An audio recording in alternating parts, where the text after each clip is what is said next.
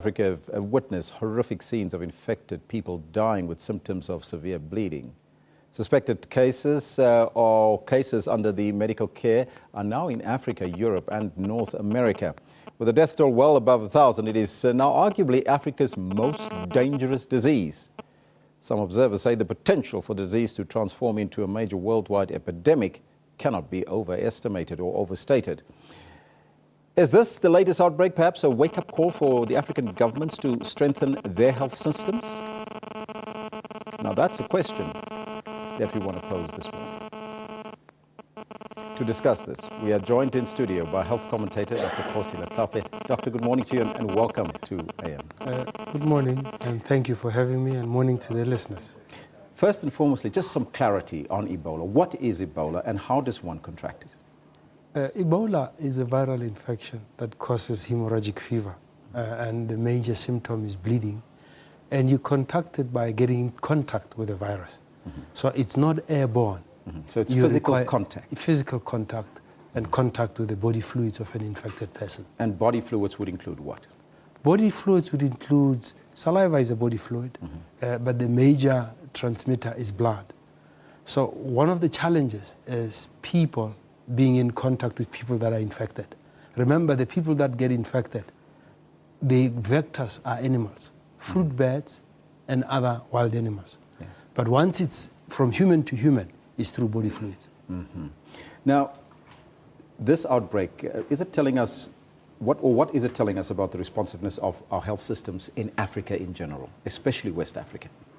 I think it goes beyond the responsiveness of health systems. It goes into our customs, our practices, and the fact that when you need to contain this disease or any other disease, you need community cooperation.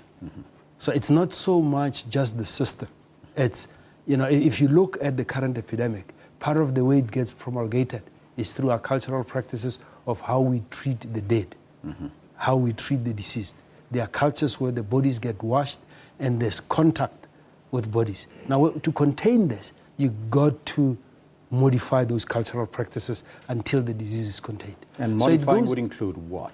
It would include people understanding that they would not be allowed to touch the body of the deceased person, and understanding that they would be prevented from practicing their culture to help containing the disease. The health systems can always improve. But you know, in terms of improvement of disaster management, which what this would be, you only know about your systems when they are tested.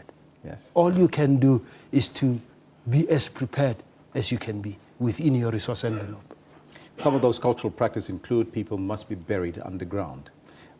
Does that also pose a problem there? Well, ideally, when you have a problem like this, what you should consider is cremating. What you should consider is cremation. Yes. Now, most of our practices don't allow for cremation. And we need to be able to begin to talk about those issues, to say, these are dire times. We're not saying abandon your practices, but to contain the disease, we've got to do what is necessary. Transcend beyond the practice and really focus on what is happening now currently on the ground. Yes. And I think people have to understand that civil liberties and cultural liberties need to be trumped by the needs of humanity. Yes. Now, Doctor, the rate at which this disease is now spreading across geographical boundaries leaves us with more questions than answers. A number of countries in West Africa has already been affected. The reason for this, is it because of cross-border traveling, or what is it? We are an interconnected world, and people need to understand the importance of an organization like the World Health Organization. If you go back to the SARS epidemic in 2005, 2006, the World Health Organization, governments have a duty to report to the World Health Organization, which then has to make informed decisions to prevent the pandemic becoming a global issue. So, for example, travel advisories would come from the World Health Organization. So what you need inside the government is the ability to be able to diagnose, to test, and to contain the disease. What you need from people in a country is for people to understand that to contain, contacts are important, mobility of people are important. You see, we're a connected village. We have the airways. You can be here today and in Toronto tomorrow, taking whatever you have with you across the airlines. So we are interconnected. So even though the cross borders are important, the systems need to be jacked up. Like we've just had a patient that has come back that is being tested. That's because our system is responsive to the needs. And we need to test, we need to be able to isolate. One of the key issues about preparedness of a system is preparedness of the health workers, protective gear, because as you said, this is very infectious. So you need to be able, if there's a case that is suspected, that the person be managed in an appropriate environment and the healthcare personnel also be protected because they become part of spreading the disease. If you look at the Ebola epidemic, there's many healthcare workers that have become infected and that become vectors in the disease. How prepared are we, doctor, here in South Africa? I think we're as prepared as we could be, and we're doing well. And it will only be once our system is tested that we can improve it. But for now, we have a central center that you could send samples to that will test, that is in touch with other centers in the world. We have a mechanism where we report and cooperate with the WHO. For example, the drugs that are on trial, through the WHO, if we need to get those drugs, we can go to the WHO and ask for assistance. So I think we are prepared. But what people should not do is to become paranoid about the situation. Because a number of people have been saying that, the disease, it seems like it's airborne. The disease is not airborne. People should be responsible. And what people need to understand is that the public should be properly informed, and the public should also take responsibility. I mean, if I were to travel into an area that is part of the epicenter of the Ebola outbreak, I have the responsibility to ensure that I monitor my health, I take the precautions when I go into the country, I notify the authorities when I come back, so that if I become sick, they are aware that those possibilities exist, so that I can be isolated early. I also need to protect my own family. Correct. So it's up to me to know that when I get any symptoms of early disease, I should get professional help, but I must volunteer the information of where I've been, what the possibilities are, so that the healthcare practitioner that is taking care of you can make a timely diagnosis and the proper measures can be taken. Now, Doctor, you referred to the WHO a couple of times now. The WHO is the global body best able to coordinate and provide that assistance. But the budget pledged for a number of countries has been declining since 2012, or 2011 rather. Is there enough political will to fight this disease on the ground, do you think? Remember that the disease just tests your system. So what you need to be looking at is the investment in the health system and general health. Because you don't make disease-specific investments for your system to be prepared. You make system investments so that you can detect whether it's Ebola, whether it's SARS, whether it's HIV, you have to be prepared to deal with that disease. Whether it's a chronic condition or an acute condition, it's the health system. So what we should be asking is whether our governments are responding to the Abuja Declaration, which many years ago said spend 15% of your public budgets, minimum 15% on healthcare.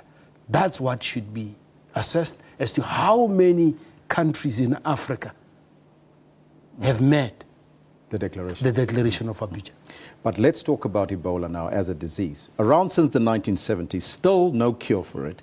And it appears there's more unknown denominators than HIV/AIDS that we've just talked about. What does this tell us about scientific research, though, or the lack thereof in Africa? Well, the point is we need to have appropriate investments in research. But remember, most of the drugs are done on a business basis because we don't have the resources as communities or as governments to put enough money into research. So if there's a commercial incentive, and the commercial incentive will be based on prevalence of a disease. So a disease that is not a major problem does not see enough money invested in it for research because people don't see a return. So the major issue about diseases like Ebola is the preparedness of the health system, and as the number of cases increase, we should be able to do the research. The point then is, in your preparedness, how much of your health budget, percentage-wise, do you devote to research? Those are the issues that we should be talking about, so that it's not just specific to Ebola, but you are responsive to do appropriate research as your problems emerge. Mm-hmm. Now, you've touched on that because the WHO, the World Health Organization, has been criticized for the speed at which it responded to the crisis in West Africa. Your take on that, was it good enough? Was it timeously, or do they have to work on that timing in terms of looking at the disease spreading out in West Africa? You know, I'm an ophthalmic surgeon, and they say hindsight is 20/20. Mm-hmm. The WHO is working in accordance with its protocols. Mm-hmm. If there's room for improvement, they will take the criticism into account and they will work faster. Mm-hmm. You know, we improve because we're hypercritical of ourselves. We expect a lot. WHO is doing well. If their protocols need to be improved, let people provide constructive criticisms about where they think the protocols can be improved. Are there any timelines? Have they met those timelines? Can we improve on those timelines? Criticism is important, but it should be critical, and it should be, how can we do things better? Which means, as we respond to situations, we want to respond better than we did time gone by. Now, as we respond, there's a drug that was untested, only tested on animals, that is being given now, which, you know, to Americans apparently is getting much better right now at this particular stage. What do you think about the ethical questions around providing such a drug? There are no ethical issues. I think people are just being paranoid and hype the situation. All the norms and the ethical rules have been followed. There's strict protocols of how you introduce experimental drugs to human beings. You start in the lab, you go to animal studies, and once the safety profile meets the criteria set out, you can then move into human studies. This drug has not come to clinical trials as yet. It's being fast-tracked in accordance with protocols. There's nothing unethical with what has been done. WHO has negotiated with the originators of the drug, so any government that feels it needs access to these drugs through the WHO, they can have access to the drugs.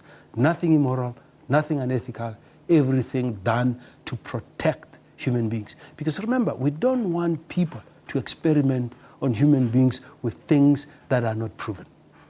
Doctor, once again, thank you so much for your time and joining us here on AM News. Thank you for the invite. Now, that was the health commentator, Dr. Kgosi Letlhaphe, in studio with us.